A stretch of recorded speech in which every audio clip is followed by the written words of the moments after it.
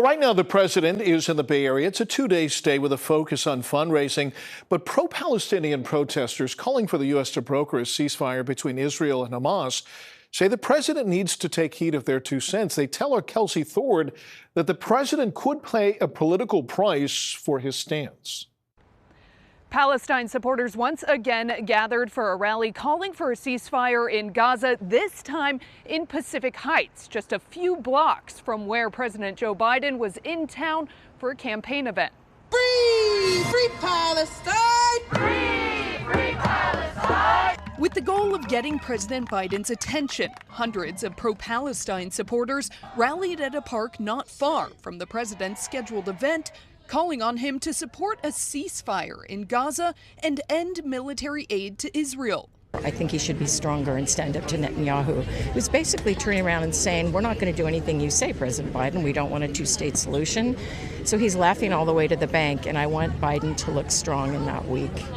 He's the president of the United States. We're the most powerful country militarily, economically, in so many different facets. He has the power to influence the international community and help out. If he wanted to, he could. Many of these protesters have marched in dozens of pro-Palestine rallies in San Francisco since the war between Israel and Hamas began. A lot of them told me they continue to feel like their government and President Biden specifically are ignoring what they see as a humanitarian crisis. You have a right to protect yourself, but destroying the housing of 1.5 million people, that is so unnecessary to protect yourself. It's genocide. His response, his behavior and stance throughout his whole career has just been absolutely disgusting and appalling. He should know, everyone should know that us, the people, are not okay with this.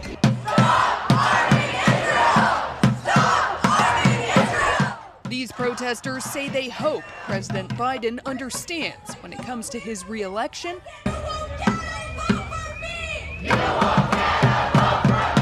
His response to the war will play a big role in who chooses to support him. I think he needs to continually be experiencing the pressure that the majority of Americans are not down with how he's treating this, and that we're not going to shut up, we're not going to be quiet until something's actually done about it. Now, the protesters did march down the road here towards where the president's campaign event was. They were diverted and then stopped by police still a few blocks away from that event.